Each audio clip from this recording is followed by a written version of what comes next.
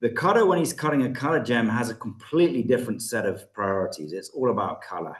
So you'll find rubies, pigeon's blood rubies, look like they've been cut with a knife, but they're worth hundreds of thousands of dollars because they're 10 carats and they're pigeon's blood. So in cutting color gems, it's all about color. Hello and welcome to Local Leader TV, your go-to podcast for insights and stories from top professionals shaping their industries. Each episode brings you face-to-face with experts who share their journey, challenges, and key strategies that lead to success. Now here's our host, Justin West. All right, and we are back. Hello, everybody, and welcome back to Local Leader TV. We're your go-to podcast for insights and stories from top professionals sharing their industries and what makes them unique and special. Each episode brings you face-to-face with experts who share their journey, challenges, and key strategies that led to their success. Whether you're a business owner, a professional, or someone looking to stay ahead, we're here to help you navigate the trends and opportunities that matter most, because in today's fast-paced world, knowledge is your best tool for success. I am very pleased to be joined today with Antony Zagoritis, or Zagoritis. Actually, I should have asked you about the pronunciation of your last name too. I don't know how to stress the vowels on that one. But Antony is one of the heads over there at the Rare Gemstone Company, which is based out of Nairobi, Kenya. So you are actually the very first interview I've had with somebody from Africa on this podcast. I'm really excited to say that, and I'm excited to see what we're talking about. So how are you doing today, Antony? Thanks, Justin. Yeah, very well. Thanks. Good to be here. Awesome. Well, before we get started, I'm just going to jump over and show everyone your website. This is the Rare Gemstone Company. They work in all sorts of different gemstones, but they specialize in what we're going to talk about today in Tanzanite and Tsavorite. I'm still trying to learn how to pronounce that word. It's a new gem to me, but it's really beautiful. It's known as I believe, the African emerald. It's a beautiful green stone, and so we're going to be talking about all the things that kind of make them stand out. We're going to probably keep your website up here for at least a good part of this, because you know what? You're handsome, and I'm okay to look at, but these things are prettier than either of us, right? So we might just leave that up there, and that way people can still see us over here in the corner.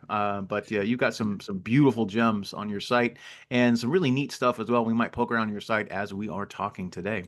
So I guess my very first question is just tell me about you and tell me about the Rare Gemstone Company. How long have you guys been in business, for people that don't know? And what is your relationship with the company? How long have you been with the company? Did you start the company? Is it a family business? Give me the 411. Give me the skinny, so to speak. Absolutely. Well, no, I'm the son of the founder. It was started in 1974. My father actually used to grow farm coffee here in Kenya back in the 60s. And all his workers used to bring him gemstones, because where they came from, all around the countryside, they'd be digging their farms or whatever, and they'd find gems, and they'd bring them to Nairobi. And Dad didn't know what they were, but he would buy them to help out with school fees, etc., with his workers. And he then ended up selling the coffee farm. But a year prior to that, he was on a plane to London, and he sat next to an American chap who turned out to be a geologist. And the geologist and him got talking, and Dad asked him, well, what are these? He had a few of these yellow stones in his wallet. And the guy said, gosh, those are amazing yellow sapphires. Where did you get those from? And I said, I don't know. I just got it off one of my workers. A year later, after he sold the farm, he was wondering what to do with himself. And this chap's card fell out of his wallet. So he, on an off chance, he called up the US, which was quite a mission in those days, just to get a line out of Kenya. And he got a hold of him, and he said, look, I'm going to go and find these stones. Are you keen to join me? The guy said, funnily enough, I've just lost my job, so I'll be there next week. So the two of them hired a light aircraft, and they spent 2 months in the middle of nowhere with a walking fly camp, sampling rocks. They had the old maps, and they laid 2 claims, and they started 2 mines, one of which turned out to produce some of the world's best yellow sapphire back then in the 70s. And that's how the company started.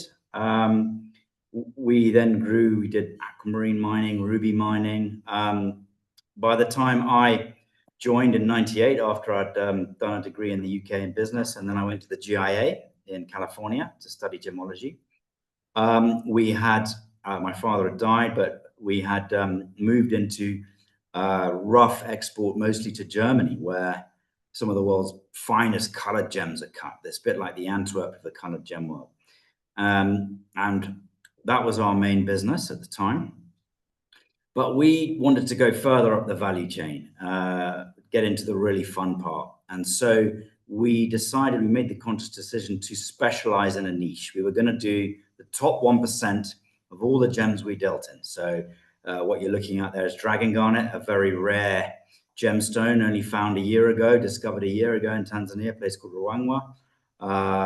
Very rare, and a brand new discovery. So an amazing gem. And that's a case in point, really. If it's Tanzanite or if it's Tsavorite or if it's dragon garnet, we only do the very top. And that's the niche we've operated in. We have several sides to the business. We've got B2B, where we sell to jewelers all over the US and Europe.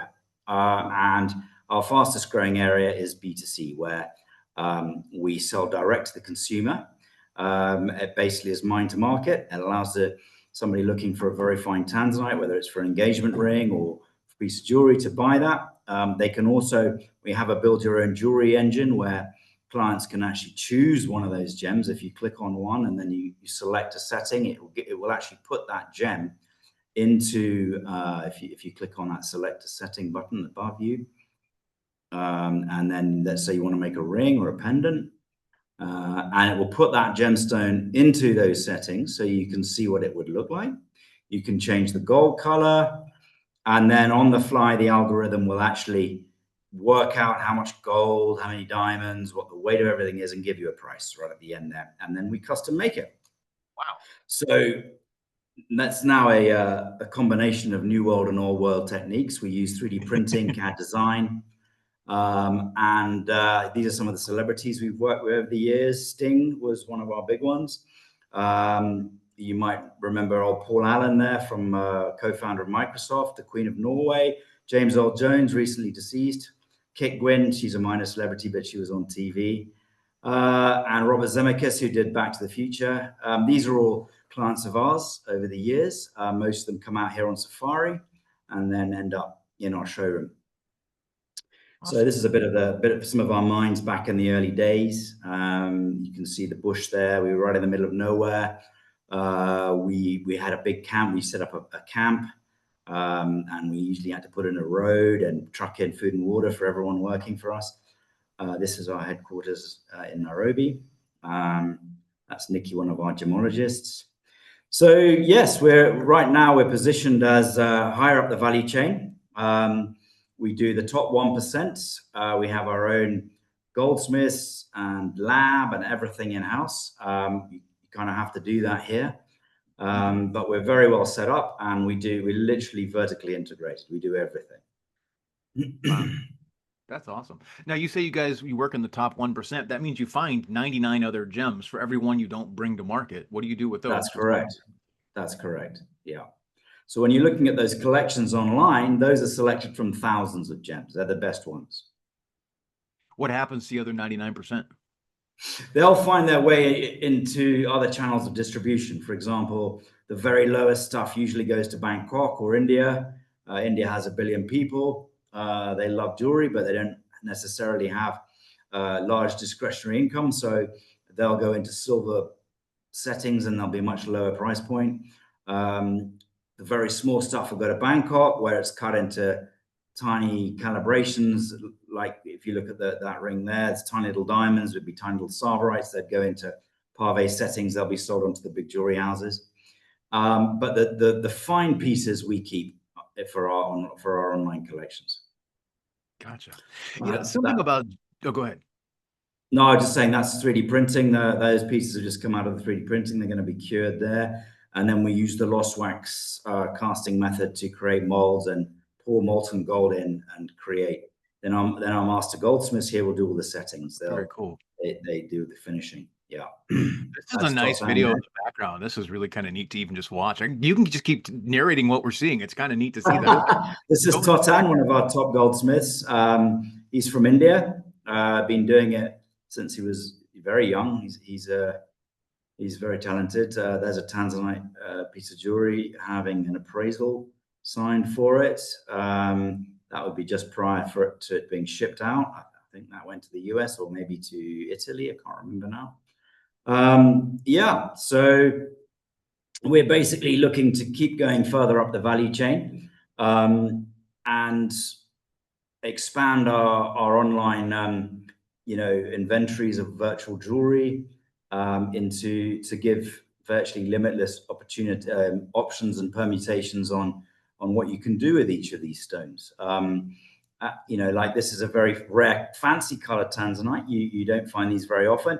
Tanzanite, most people know, is purple or blue, but very occasionally you get oranges, you get yellows, greens, and pinks are the rarest of all. These are great for usually people looking for a really unique engagement ring, want something no one else has got, or maybe collectors or investors. Look at these. Most people don't know they even exist. Huh. People talk a lot about investing. Obviously, everyone knows about crypto, and we're going to talk a little bit because you guys have your own provenance system, kind of a blockchain for gems. And people talk about investing in gold and silver and precious metals. A lot of people don't think about investing in gems, but I assume that these also appreciate in value. Is that right? That's correct. Gems through history have been an excellent store of value. When you go back to classic examples of, for example, Tsarist Russia in 1917, when the Winter Palace was raided by and the royal family and the aristocrats had to flee, it was gems that set them up in their new lives. And through history, gems at the very least have kept pace with inflation. They're a great store of value. There are a number of them which have been very economically successful. So I'll give an example. Alexandrite, again from Russia, named after Tsar Alexander. Our grandparents used to buy it for a dime a dozen. Now is $30,000, $40,000 a carat because it's finished. They're no more, and they're still in high demand. The same with something called Paraiba Tourmaline, which is a neon-colored blue tourmaline from Brazil. Again, in the 80s, late 80s, discovered the German dealers were buying it for prices no one had seen for tourmaline, but we're talking still in the hundreds per carat. And now, again, those finished in 91. They're still finding a cuprin-bearing tourmaline in Mozambique, which is similar, but prices are now upwards of $30,000 a carat. So there are ruby, the one you're looking at right now, highest price in history now for ruby. Ruby is actually probably the rarest gem in the world. Really? Fine, untreated rubies of size, pigeon's blood red, clean, are hundreds and hundreds of thousands of dollars a carat wholesale. Wow. Yeah. I think ruby might be my favorite. I wish I got my wife a diamond ring because that's what you do, right? Yeah, but right. I always thought if I wouldn't have gotten diamond, I would have gone ruby. I always thought ruby was just something very, very something unique and beautiful about it, especially like in a white gold setting. I think it's stunning. Absolutely. Yeah, absolutely. And actually what you've just said is changing. In fact, this year, more and more younger people are opting to go with colored gems now over diamonds. The whole lab grown fiasco has tarnished diamonds, image in the world to a point now where, funnily enough, it was always colored gems that were the go-to engagement ring until De Beers did their Diamonds Are Forever campaign, which changed that. That was a very clever bit of marketing. If you look at Princess Di's sapphire ring, etc., colored gemstones were the traditional engagement ring before diamonds were built into that. That's interesting. I've heard about that. I've heard that diamonds used to be almost not a throwaway stone, but almost a throwaway stone. And then the De Beers came out with their whole campaign, and it shifted how the Western world viewed diamonds, which were at one point just very, very boring, and then became super high in demand. But yeah, I've definitely heard the trends are there that a lot of people are shifting back to these kinds of gems. This is a novice question. Can they do lab-grown rubies and sapphires, or is it something you think about diamonds? I mean, I would assume that they could. So they can. Yes, they can. They can, but they don't. Funnily enough, they don't have the same look. They have the same chemical and physical properties, but particularly the older ones. I mean, they've been doing it for over 100 years. Rubies, particularly, a process called Verneuil. But there are many gems they can't. Tsavorite, for example, Tanzanite has never been synthesized, never been lab created. Rubies and emeralds and sapphires are. There are also a bunch of treatments that they can use in rubies and sapphires to enhance the quality of them. So very high heating at huge temperatures, 1500 degrees centigrade. They introduce different minerals like beryllium in there. And that's why it's got to such a point where if you're buying a fine piece in ruby, sapphire, emerald, you really need either a GIA cert or another reputable lab proving it's not treated. The great thing about so many of these other colored gems is that they are so natural. You know, the yellow sapphires my father discovered in northern Kenya in the 70s, that's completely natural. It doesn't require anything except cutting. This color, the yellow ones, are completely natural. They're literally cut. Whereas a lot of the rival yellows, which are mined in Ceylon or now called Sri Lanka, they're much more browny orangey yellow. And a lot of those are heated. So this is incredible. Tanzanite, for example, it's never been fully synthesized, neither Tsavorite. All the different colors of garnet, you know, one of the most natural gems left. And have no treatments, nothing. So yeah, incredible. Really are very beautiful. I remember, I think gems caught my attention really when I was in high school. This was 25 some odd years ago. But we read, what is it? The Count of Monte Cristo, I think it was. And it's the Yeah, story of a guy that goes and gets revenge. But he just, one of the things that Damas describes is this wealth of diamonds and of not diamonds, but of gemstones, of rubies and emeralds and garnets. That's part of what he's using to fund his revenge campaign. And I don't know, the way that Damas, described them, it captured the imagination. Ever since then, I've always thought there's something just absolutely gorgeous about gemstones. And obviously I'm not the absolutely. only person. You know, the wealthiest of the wealthy, the rich and the powerful, have always kind of, you know, put themselves out there with these sorts of gems because they are just Yes. beautiful. What This is going to sound like a very basic question, but there may be more to it than what most people would expect. What goes into determining how rare a gem is? Is it really just what's on the market, what people can find, whether you know that there's deposits somewhere or not? How do we determine if, you know, could something all of a sudden go from super rare to, oh, we just found a new deposit and now it's like super common? Like what defines all those things for the average person who doesn't know about this? Good question. And actually, there are two themes there that you intimate at. One is rarity, and the other is value. They're not necessarily the same thing because you can have something that's too rare. There are gems that are so rare they're virtually worthless because no one knows about them. There's no demand. So, in terms of value, there needs to be both. Like any economics 101, you know, high demand, low supply equals high price. So in terms of rarity, it is exactly that. It's purely now with colored gems, unlike with diamonds, the market is purely is driven by supply and demand prices. Diamonds, there are many more factors at play there. But with gemstones, if, for example, amethyst, for example, mined in kilos, we don't have any. It's not something we work with. But That's an fun. example is amethyst is purple quartz mined in huge quantities. As a result, it's very beautiful. It is in demand, but because there's so much of it, price is low. Aquamarine, the one you're on now, this is the same species as your emerald. Now these are beautiful. Fine aquamarines are hard to get. You know, you get very colorless ones, lots of those. But fine, clean, deep blues are hard to find and in high demand, therefore command a high price. So there are stones like Tanzanite. You know, they're calling it a one generation gem. You know, it'll be done. There's only one source in the whole world. Therefore, when that source is mined out, that's it. The speculation, or some people are speculating that, therefore, with the high demand that already exists for Tanzanite, when it's finished, it will therefore command an even higher price. So right now, when everyone's worried, you look at how people are buying gold now, driven to over $4,000 an ounce, purely as a safe haven. People are very worried about inflation. They're worried about stock market crash. Therefore, there's a lot of diversification going on. People will put a portion of their investments into tangibles like gemstones, like gold, like even colored diamonds as a hedge. Yeah. It's a fascinating realm. It's just one I've never really considered before, and I think it's really, again, it's just really fascinating.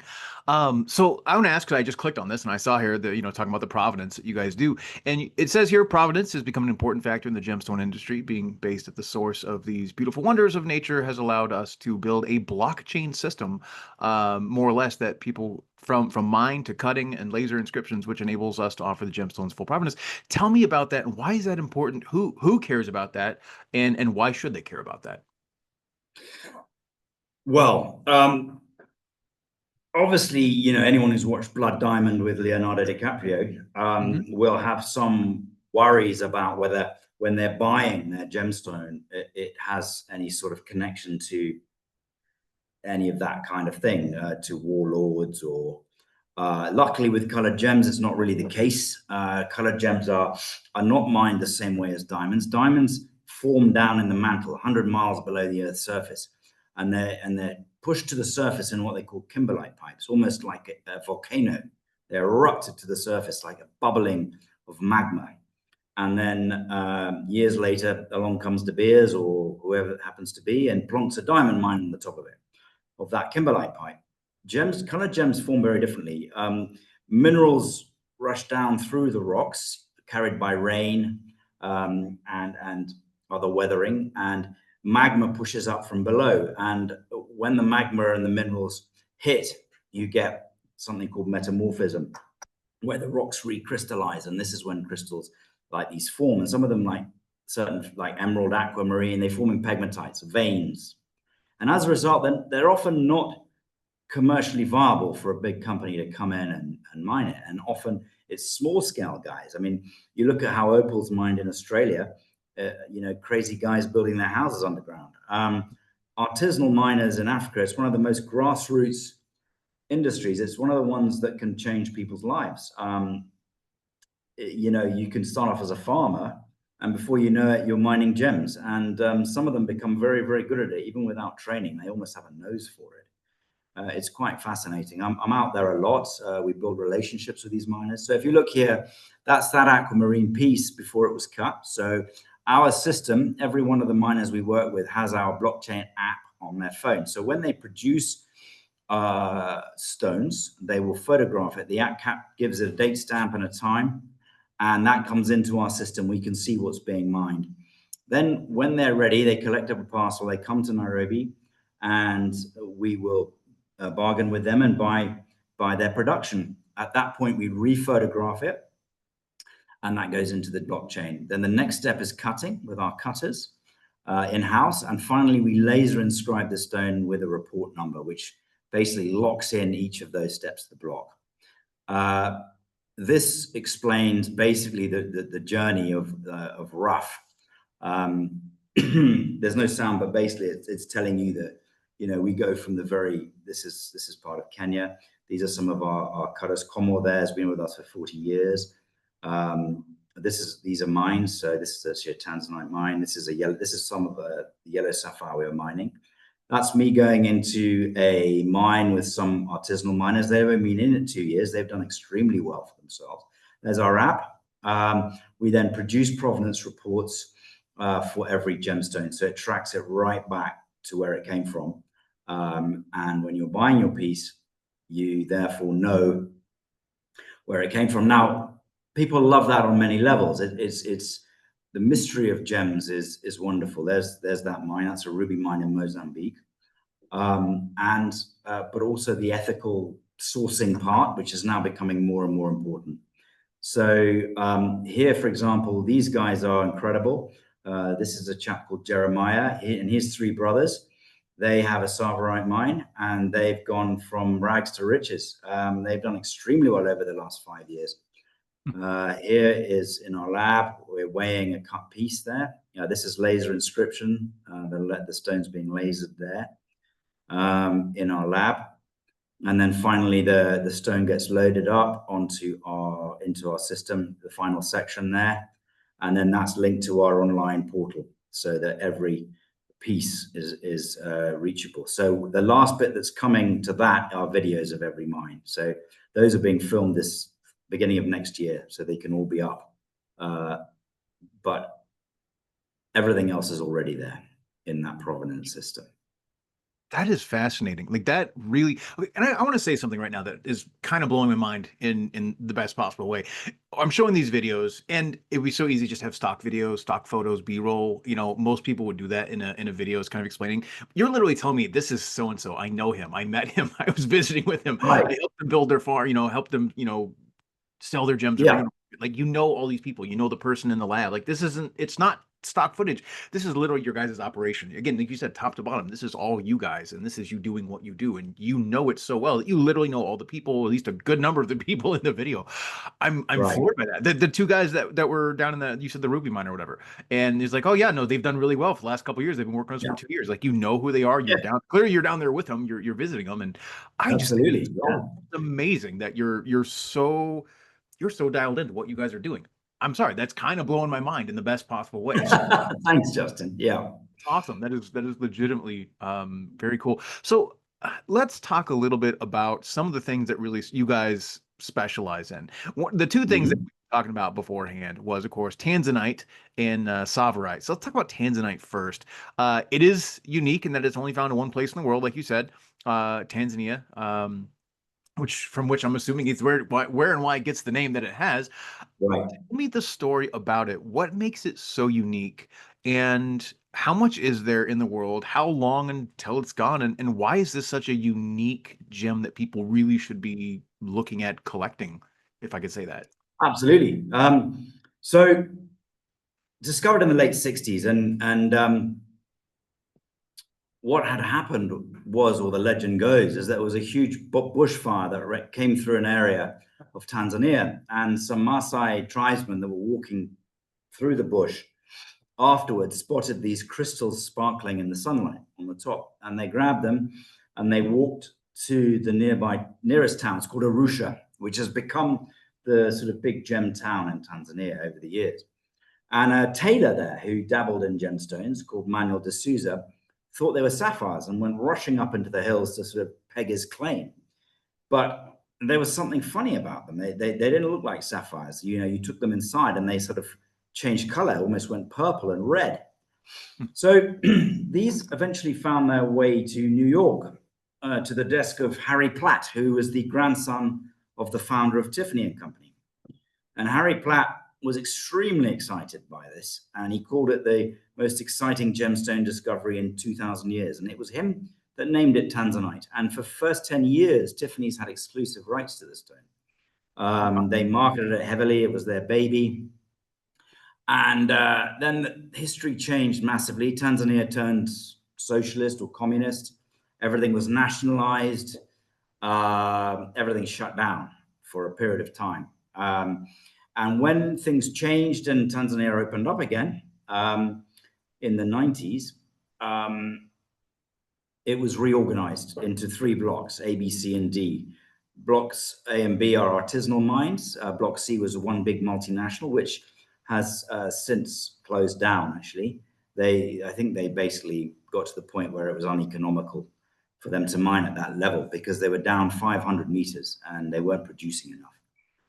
So it's an incredible gem. It's almost a fluke of nature. It's a species called zoisite, which has only ever been seen as a sort of like a rock almost. For there to be a gem quality stone, it's colored by vanadium, which is very rare in the Earth's surface, and only one source. I mean, people have been looking now for 30 plus years for it, all around that area into Kenya, and have never found any more. So there's 1,000,001 chance that they will find more, but and that's always a risk if you're investing. But it also could go the other way, like Paraiba Tourmaline or Alexandrite, where when it's done, it's done. And at that time, you'd expect to see quite a large increase in prices if it follows the same trajectory of those other gems, if demand remains high. So what you're looking at here, this incredible blue, is less than 1%. Most Tanzanite is a much lighter color, sort of almost like a washed out pale violet. That's the general, what we call minor, and it's mostly what's mined. But these really intense colors are very difficult to get, and they're less than 1% of production. Gotcha. I mean, it's a stunning gem. It looks fake. It does not look real. Like it is so big, so pretty. Well, that's a 50 carat stone. So That's a bit of a museum piece, that one. We cut that Oh, a it really few is. months ago. Yeah, I think it was a month ago. So That that's is a big boy. Yeah. That is amazing. Gosh, that's amazing. So, what are the challenges when it comes to ethical considerations for mining Tanzanite? Are there some? How do you source it responsibly? How do you make sure that, are there, I guess, tell me the back end of that. How does that work out, and how do you make sure that it's all ethical? I mean, obviously your provenance system is a part of that, but are there unethical sources, or is it really just, you said there's just a handful of mines that are even out there? So is that even a consideration? Does that make sense? Like, I'm not trying to downplay the Yeah, ethical considerations here, but it's like, well, if there's only the four mines and they're all under control, then maybe this is one that's incidentally always ethically sourced. Does that make sense? I'm asking questions a novice would ask, because in this realm, I am a novice, right? And I'm trying to represent the everyday absolutely. Yeah. No, questions. and actually, it's a good question because, in fact, yes, if you go back 30 years, when Tanzania first opened up and people rushed to the area to mine, when Tanzanians were allowed to own minerals again, it was a bit like Kimberley. So you probably remember the stories of Kimberley in South Africa. At that time, the world's diamond had come from India, a place called Golconda. And then Golconda, the mines dried out. There were no more diamonds until Kimberley was discovered. And Kimberley, there were two men fighting for control over Kimberley, a man called Cecil Rhodes and another man called Barney Bernato. And between them, they ended up controlling the whole of Kimberley. But before that, it was just a big hillside with hundreds and hundreds of people trying to dig underneath, and it was chaos under there. Now, the Tanzanite mines were like that back in the 30 years ago, and it was bad. People, mines would collapse, people would die. Those days are long gone. Now the government's actually put a wall around the whole area, which is protected. Only miners can go in who are licensed. Those miners have to be trained. Their mines have to be safe and properly done. So things have come far, and they pay royalties and taxes on their extraction. So yes, it's a good question actually, and no, there are absolutely no worries any further on these mines at all. They're properly done. Gotcha. Yeah, it's amazing. So, okay, here's a random question, and this is mostly a question of preference.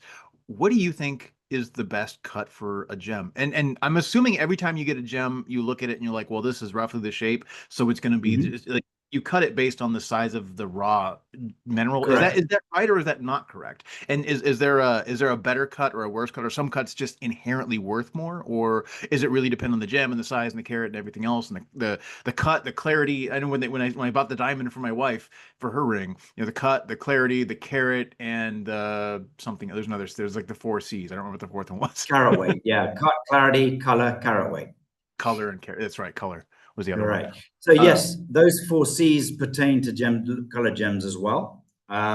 They just have different value weightings. So in diamonds, color and clarity and cut are all equal value factors.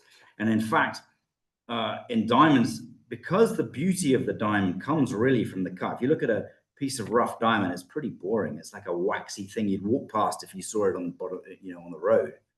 But once it's cut properly, diamond has incredible refraction. It refracts light incredibly well. It has what's called a very high refractive index. That's why it sparkles the way it does, and it has high scintillation, where you get that breakup of white light into the spectral colors. Now, as a result, the cut of diamond is what makes it beautiful, and as such, it's become a science. And that's why the round brilliant, what's known as now the ideal cut, is the perfect cut to release those characteristics of a diamond. The cutter, when he's cutting a color gem, has a completely different set of priorities. It's all about color. So you'll find rubies, pigeon's blood rubies, look like they've been cut with a knife, but they're worth hundreds of thousands of dollars because they're 10 carats and they're pigeon's blood. So in cutting color gems, it's all about colors. The cutter wants to make sure that he cuts on the right axis to maximize the color. Obviously, proportions are important, but the level of science of cutting that you see in diamonds is not translated into colored stones at all. So when you're looking at value factors, color is about 80% of the value of a color stone. It's all about the color. Then clarity, obviously you don't want cracks through the middle, it spoils the beauty. So clarity is very important.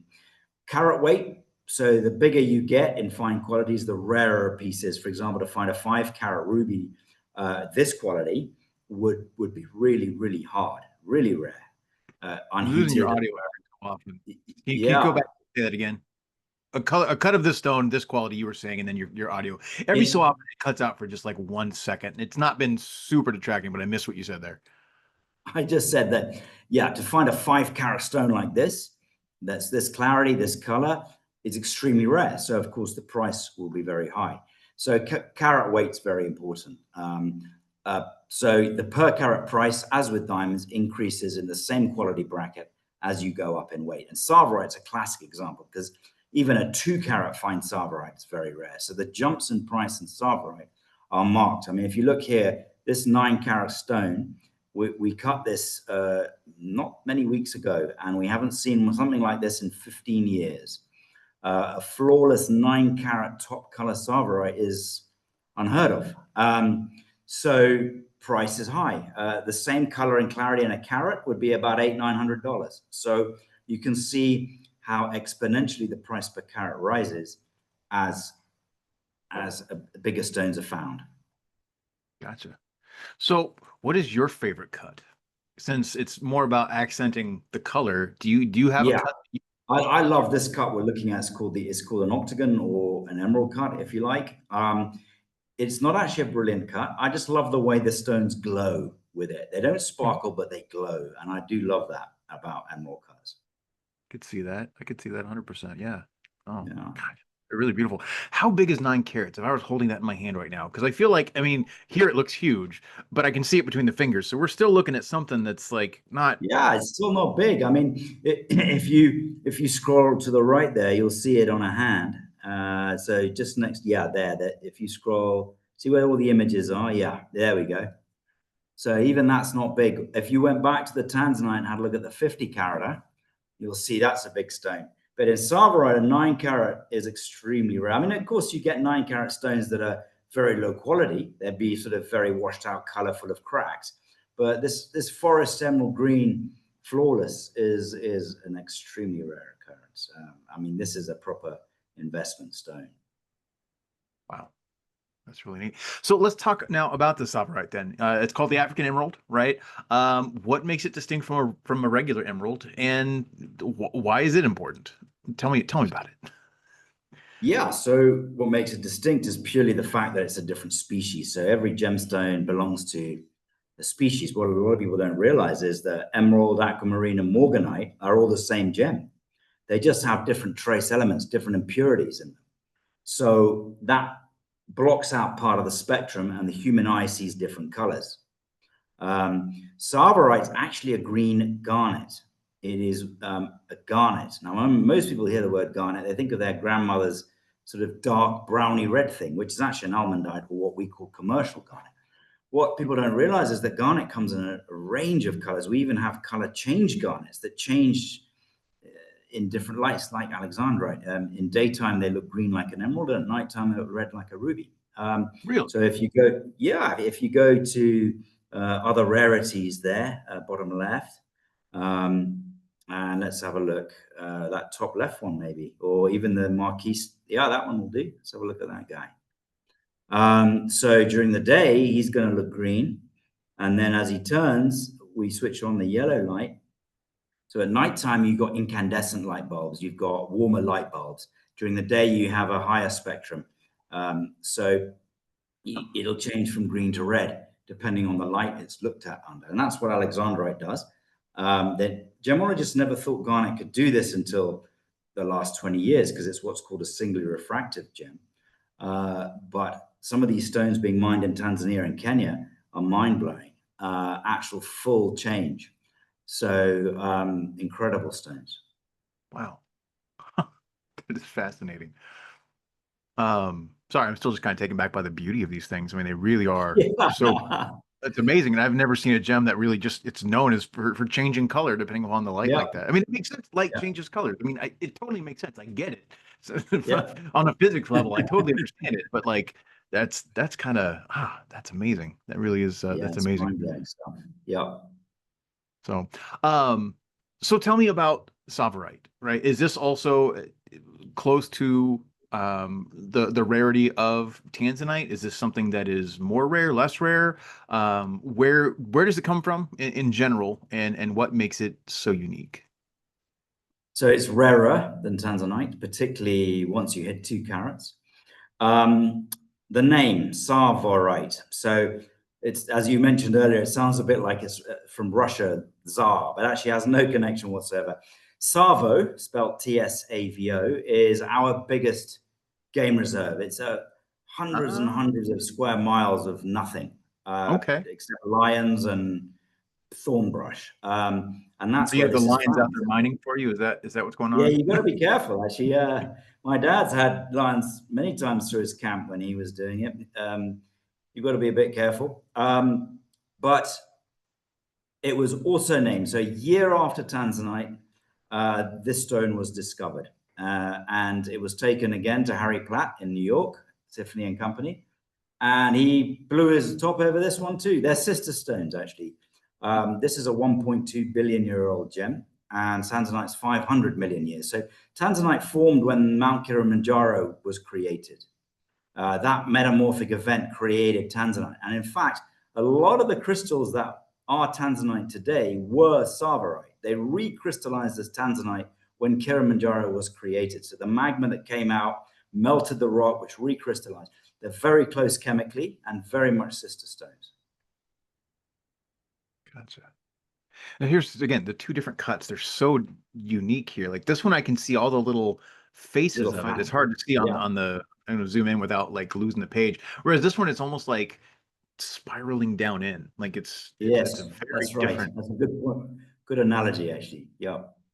similar value though, which is kind of neat. Although, well, it's 1.9 and that's 8.6. So no, I mean, yeah, I don't know. So yeah, within the same, once you hit 2 carats, they'll start jumping. Then 3 carats, they'll jump again.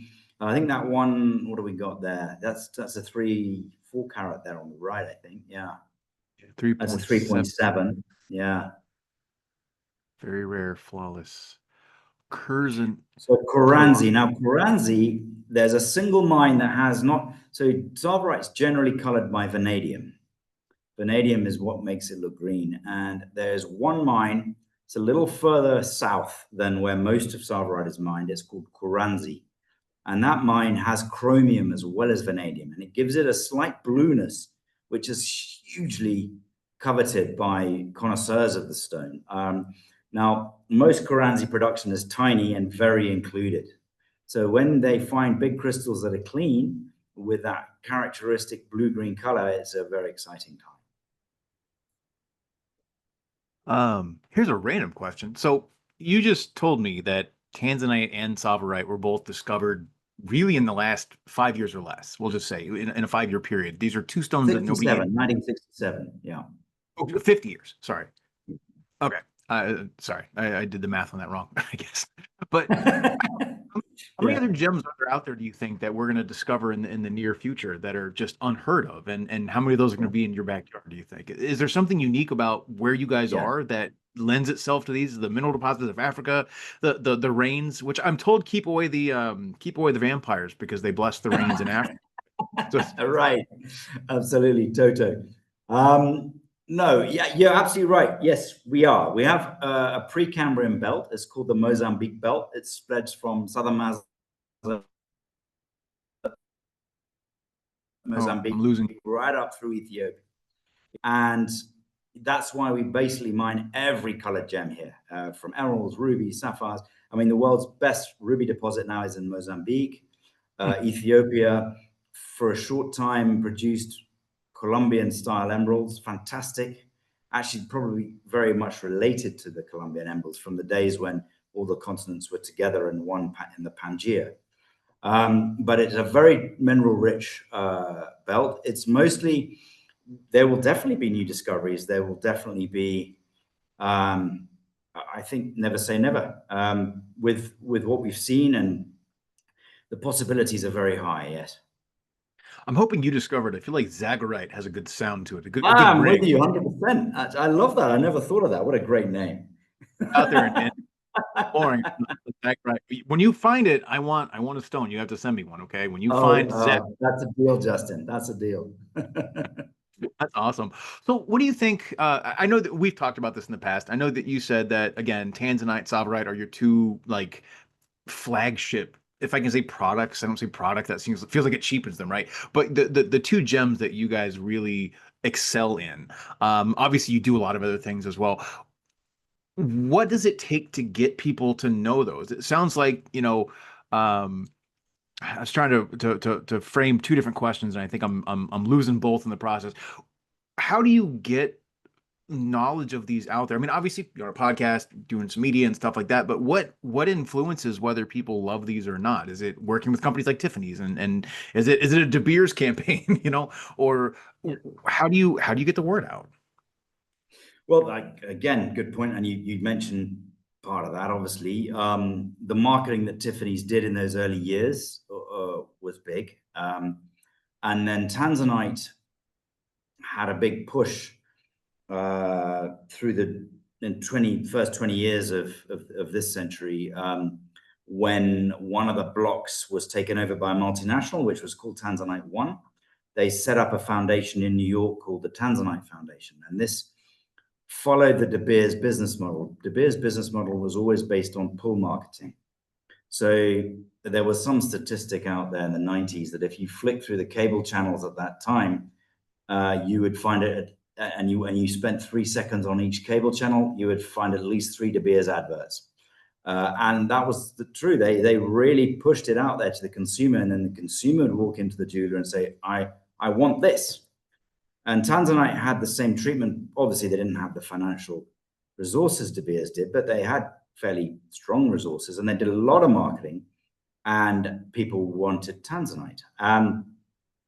COVID set that back slightly, but it's coming back now. In fact, only blue sapphire outsold Tanzanite in the colored gemstone world in around 2010. So Tanzanite was a big deal.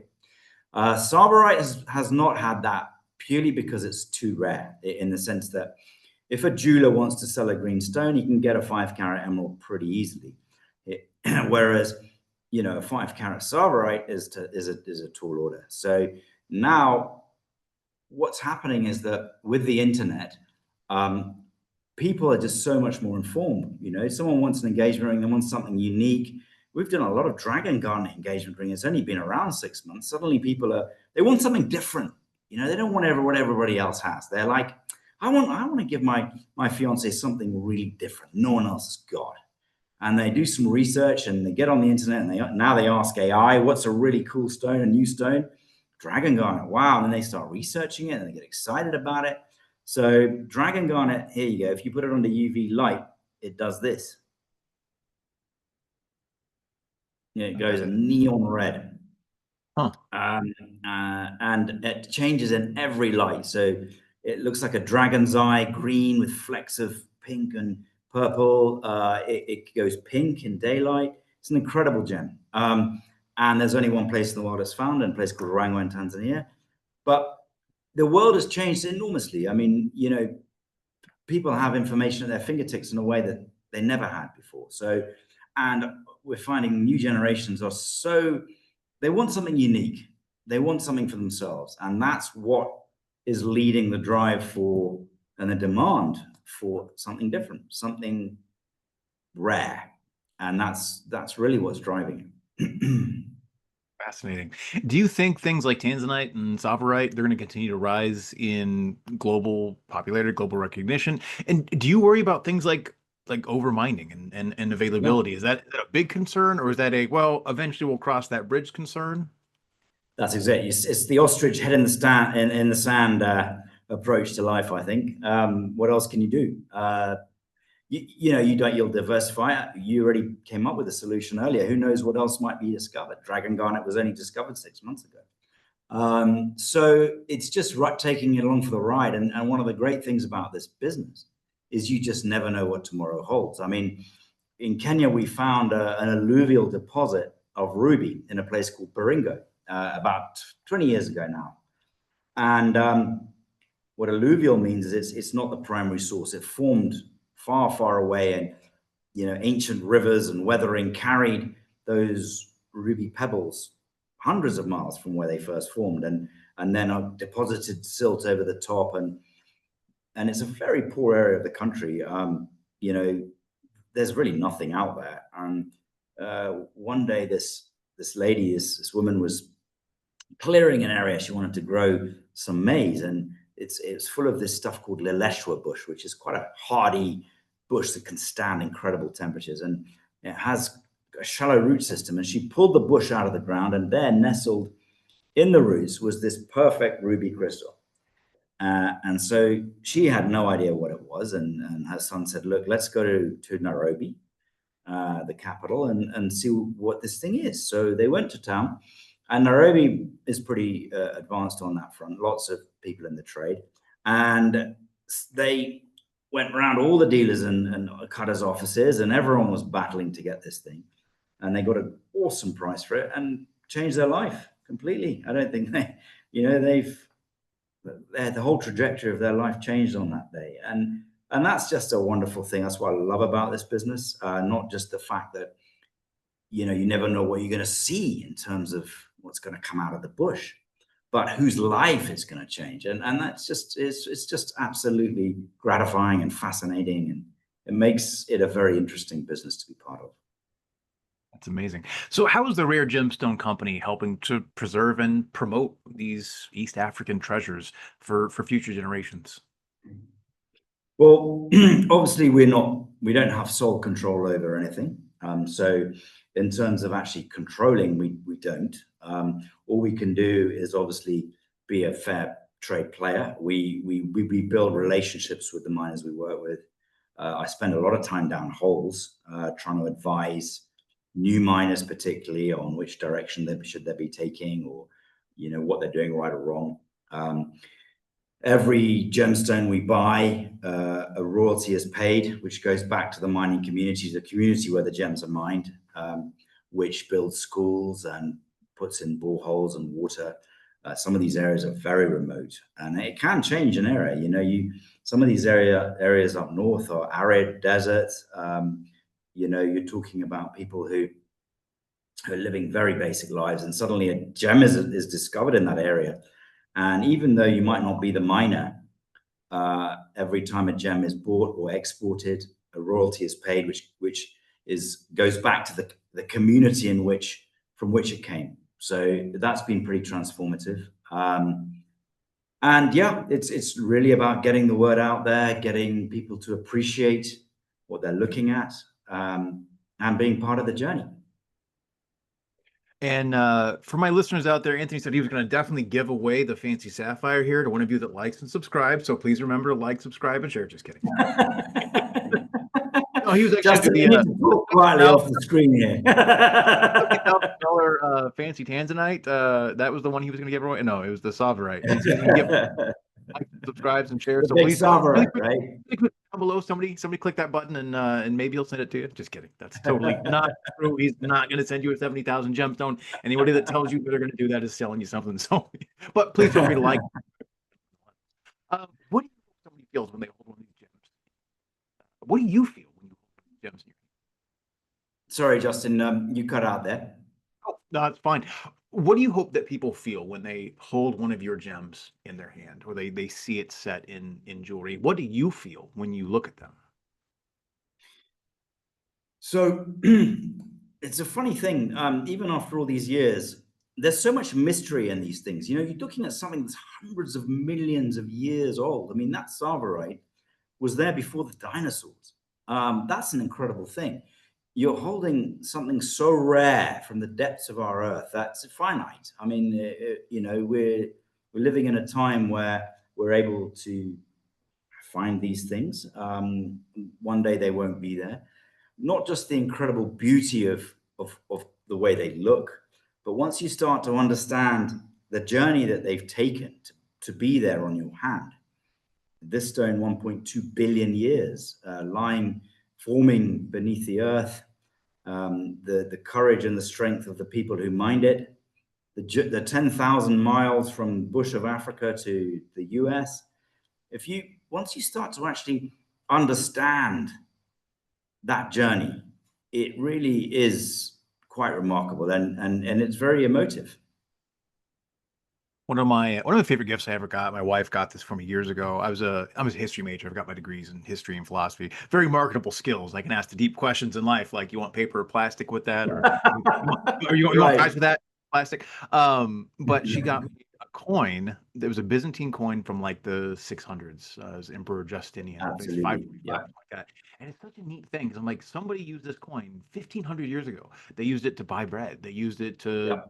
the circus or whatever they did back then, right? All sorts of different things. And it's a tangible piece of human history, but this is a tangible piece of like global history, like world history, the history of Right. terra firma, the place on which we live, which is just fascinating. So um yeah, this has been a neat conversation. I feel like I've learned a lot. And again, it's really pretty conversation too. It's a neat thing to get to talk about.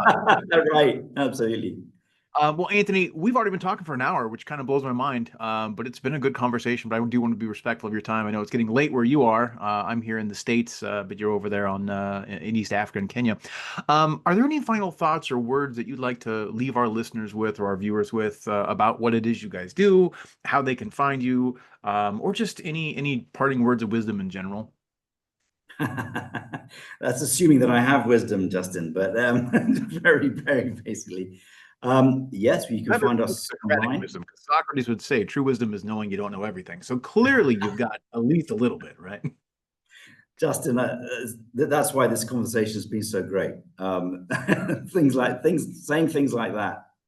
But yes, you can find us online, the raregemstonecompany.com. We are actually going to be on most terrestrial television across the US for a year. We have just had a short documentary film, which is hosted by Meg Ryan, a company called Empowered. So you'll probably see us on your screens, CNN, Discovery. It'll be popping up there too. You can find us in Vanity Fair.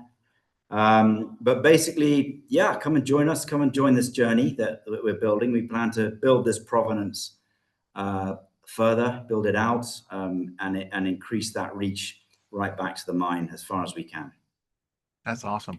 Well, thank you again, Anthony, for talking with me today. I again really enjoyed the conversation. Like genuinely, I feel like I've learned things, and whenever I can learn something new every day, I feel like I'm ahead in life. So Thanks, I can zone out for the rest of the day, and I'll be fine because I'm already ahead from where I was, so, which Right. is great. But as always, thank you very much. We will have links to the rare gemstonecompany.com, which is pretty easy to spell. It's exactly as it sounds, but we'll have links down below in the description. If you guys are watching this on YouTube, as always, dude, give us a like, subscribe, and a share. I can't guarantee he's going to send you any gems, but please feel free to like the channel. And if you're on any of the other podcast companies, please feel free to rate this. But honestly, share it with somebody. If you know somebody that is looking for gemstones, and it's a smaller market, right? There's not everyone out there looking for these, but if you have, maybe an engaged couple or a couple is about to be engaged and looking for that special gem that really is going to set the ring apart or something like that, please feel free to send them this information. Let them look at this.